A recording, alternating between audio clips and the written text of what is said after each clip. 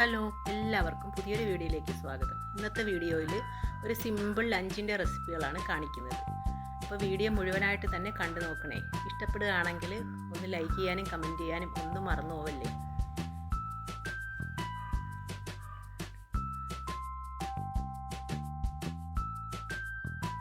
ഇന്ന് നല്ല വലിയ നത്തോലി മീനാണ് കിട്ടിയിരിക്കുന്നത്. അപ്പോൾ അതൊന്ന് കറി വയ്ക്കാനായിട്ട് നമുക്കൊന്ന് കഴുകി വൃത്തിയാക്കി എടുക്കാം.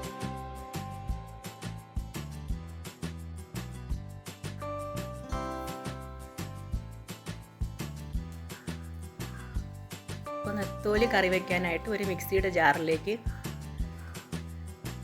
2 പിടി ചെറിയ തേങ്ങ ചേർത്ത് കൊടുക്കാം.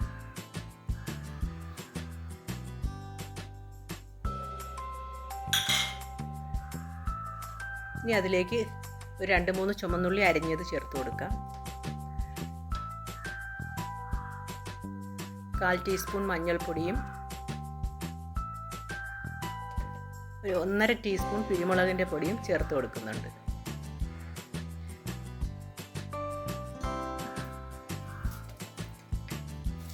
ഇനി എരിവുള്ള മുളക് പൊടിയും 1 ടീസ്പൂൺ ചേർത്ത് കൊടുക്കാം. ഒരു നുള്ള് ഉലുവയും കൂടി ചേർത്ത് കൊടുക്കാം. ഇനി ഇതെല്ലാം നന്നായിട്ടൊന്ന് അരച്ചു മാറ്റി വയ്ക്കാം. ഇനി കറിയിലേക്ക് ഞാൻ പുളിക്ക് ഇവിടെ മാങ്ങയാണ് ചേർത്തിരിക്കുന്നത്.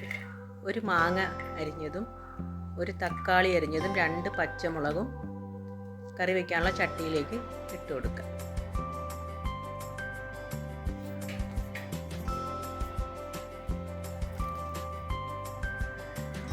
എരിവൊക്കെ നമ്മുടെ ആവശ്യത്തിന് ചേർത്ത് കൊടുക്കാം. ഞാനിവിടെ 2 പച്ചമുളകാണ് ചേർത്ത് കൊടുത്തിരിക്കുന്നത്. ഇനി അരച്ച് വെച്ചിരുന്ന അരപ്പും കൂടി ചേർത്ത് മിക്സിയുടെ ജാറും കൂടെ കഴുകി ആ വെള്ളവും കൂടെ ഒഴിച്ച് ആവശ്യത്തിന് ഉപ്പും കൂടെ ചേർത്ത് നന്നായിട്ടൊന്ന് ഇളക്കി ഒന്ന് തിളച്ച് വരുമ്പോഴേക്കും അതിലേക്ക് മീൻ ചേർത്ത് കൊടുക്കാം. നന്നായിട്ട് തിളച്ചതിന് ശേഷം മീൻ ഇട്ട് കൊടുത്താൽ മതി. ആവശ്യത്തിന് കറിവേപ്പിലയും കൂടി ചേർത്ത് കൊടുക്കാം.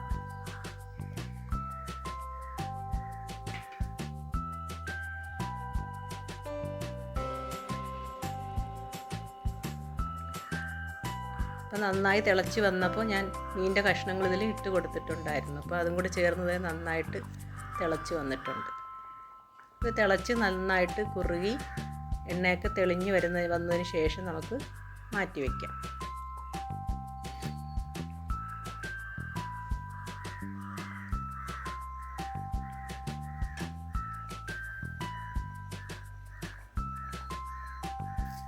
ഇത് നല്ല വെന്ത് എണ്ണയൊക്കെ തെളിഞ്ഞ് വന്നിട്ടുണ്ട്. ഇനി അതിലേക്കൊന്ന് താളിച്ചൊഴിക്കാം. അപ്പോൾ ഇവിടെ 2 ടേബിൾ സ്പൂൺ വെളിച്ചെണ്ണ ഒഴിച്ചു കൊടുത്തിട്ട് കടുകൊന്ന് പൊട്ടി വരുമ്പോഴേക്കും അതിലേക്ക് ചുമന്നുള്ളി അരിഞ്ഞത് 1 പിടി ചുമന്നുള്ളി അരിഞ്ഞത് ചേർത്ത് കൊടുക്കാം. ഒരു വറ്റൽമുളകും കൂടി ചേർത്ത് കൊടുക്കാം. ഇനി ഇത് നന്നായിട്ടൊന്ന് മൂത്ത് വന്നതിന് ശേഷം അതിലേക്ക് കറിവേപ്പിലയും കൂടെ ചേർത്ത് നമുക്ക് ആ മീൻ കറിയിലേക്ക് അങ്ങ് ഒഴിച്ചു കൊടുക്കാം.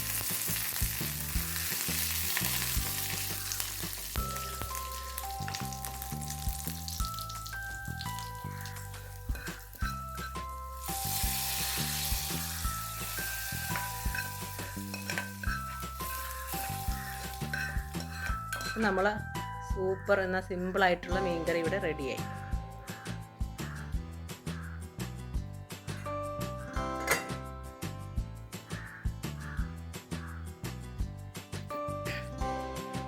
ഇനി അതേ പാനിൽ തന്നെ കുറച്ച് മീനിവിടെ ഞാൻ അരപ്പ് തേച്ച് വച്ചിട്ടുണ്ടായിരുന്നു. അപ്പോൾ അതും കൂടി ഒന്ന് വറുത്തെടുക്കാം. അതിലേക്ക് ഞാൻ മുളക് പൊടിയും മഞ്ഞൾപ്പൊടിയും അല്പം കുരുമുളക് പൊടിയും ഒരു 1/4 ടീസ്പൂൺ കോൺഫ്ലോറിൻ്റെ പൊടിയും കൂടെ ചേർത്ത് ആവശ്യത്തിനുള്ള ഉപ്പും കൂടെ ചേർത്തൊന്ന് തേച്ച് വെച്ചിരുന്നതായത്.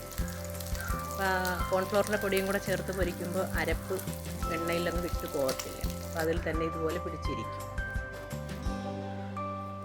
അപ്പോൾ അതും നന്നായിട്ട് മൂത്ത് വന്നിട്ടുണ്ട്. ഇനി ഒരു തോരൻ ഉണ്ടാക്കാനായിട്ട് ഞാനിവിടെ അമരപ്പയറാണ് എടുത്തിരിക്കുന്നത്. അപ്പോൾ അത് ചെറിയ കഷ്ണങ്ങളായിട്ടൊന്ന് മുറിച്ചെടുക്കാം.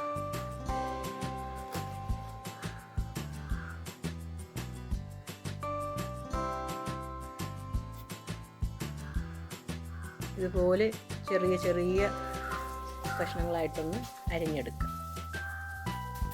അപ്പോൾ അതെല്ലാം അരിഞ്ഞെടുത്ത് വെച്ചിട്ടുണ്ട്. അതിനൊരു അരപ്പ് തയ്യാറാക്കാം. അതിന് വേണ്ടിയിട്ട് ഒരു പിടി തേങ്ങ, ഒരു 1/4 ടീസ്പൂൺ ജീരകം, 2-3 അല്ലി വെളുത്തുള്ളി, മഞ്ഞൾപ്പൊടി, എരിവിന് ആവശ്യത്തിനുള്ള പച്ചമുളക്, ഇത് ഇത്രയും കൂടെ ചേർത്ത് ഒന്ന് ചതച്ച് മാറ്റി വയ്ക്കാം. ഇനി ഈ തോരൻ ഞാനിവിടെ ഒരു കുക്കറിലാണ് ഉണ്ടാക്കുന്നത്.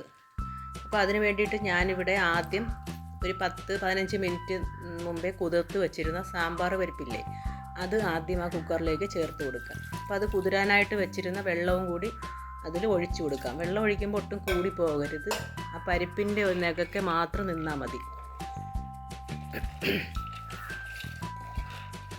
ഇനി അതിൻ്റെ മുകളിലേക്ക് നമ്മൾ ഈ അരിഞ്ഞു വെച്ചിരുന്ന അമരപ്പയർ ചേർത്ത് കൊടുക്കാം.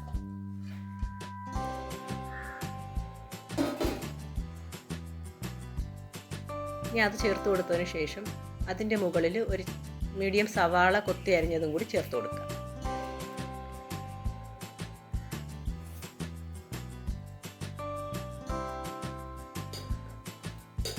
ഇനി ആവശ്യത്തിനുള്ള ഉപ്പും കൂടി ചേർത്ത് കൊടുക്കാം. ഇനി നമ്മൾ നേരത്തെ ചതച്ച് വെച്ചിരുന്ന അരപ്പും കൂടി ഇതിൻ്റെ മുകളിലോട്ട് ഇട്ട് കൊടുക്കാം.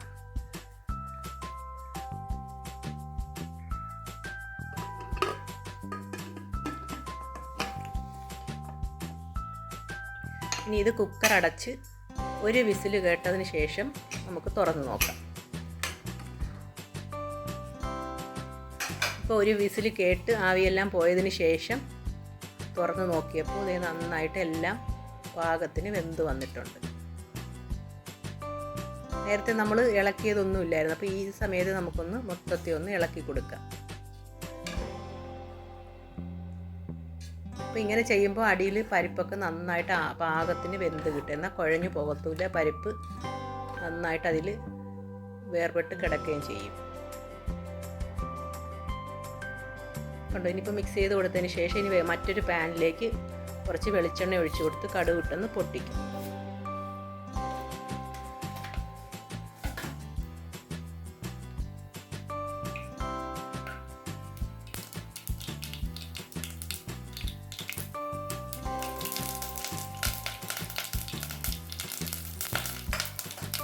കടുകൊന്ന് പൊട്ടി വന്നതിന് ശേഷം അതിലേക്ക് കുറച്ച് കറിവേപ്പിലയും 1-2 വറ്റൽമുളക് മുറിച്ചതും കൂടി ചേർത്തതിന് ശേഷം നമ്മൾ വേവിച്ച് വെച്ചിരുന്ന അമരപ്പയർ ഇതിലേക്ക് ചേർത്ത് കൊടുക്കാം. നമ്മൾ ഈ കുക്കറിൽ വേവിക്കുന്ന സമയത്ത് വെള്ളമൊന്നും ഒട്ടും കൂടി പോകരുത്, എന്നാൽ പിന്നെ കുഴഞ്ഞു പോകും. അപ്പം ആ പരിപ്പ് വേവാൻ വേണ്ടിയിട്ട് കുറച്ച് വെള്ളം മാത്രമേ ഒഴിച്ചു കൊടുക്കാവൂ.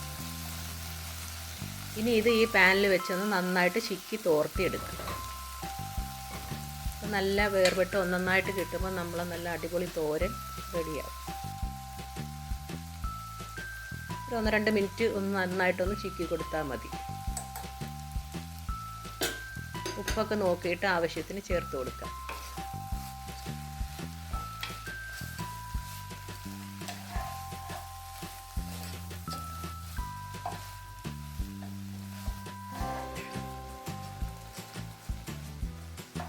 കണ്ടോ, കുഴഞ്ഞൊന്നും പോകാതെ നല്ല ഒന്നൊന്നായിട്ട് തന്നെ കിട്ടിയിട്ടുണ്ട്. നല്ല ടേസ്റ്റായി തോരൻ കഴിക്കാനായിട്ട്.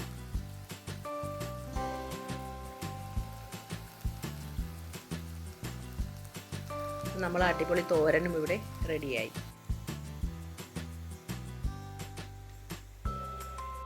അപ്പോൾ നമ്മൾ സിമ്പിൾ ലഞ്ച് മൊത്തത്തിൽ ഉണ്ടാക്കി കഴിഞ്ഞ് നമുക്കൊരു പാത്രത്തിലേക്കൊന്ന് വിളമ്പാം.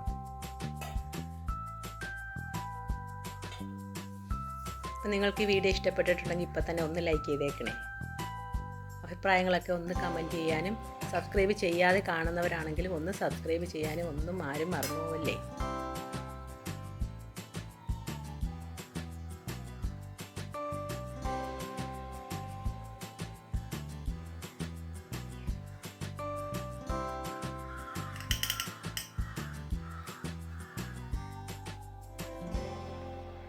നമ്മുടെ നാരങ്ങ അച്ചാറും കൂടെ ഞാൻ വെച്ച് കൊടുക്കുന്നുണ്ട്. നാരങ്ങ അച്ചാർ ഉണ്ടാക്കുന്ന വീഡിയോ ഒക്കെ ഞാൻ മുമ്പ് ചെയ്തിട്ടുണ്ട്, അതൊക്കെ ഒന്ന് കണ്ടു നോക്കണേ എല്ലാവരും. അപ്പം നമ്മൾ അടിപൊളി ലഞ്ച് റെഡിയായി.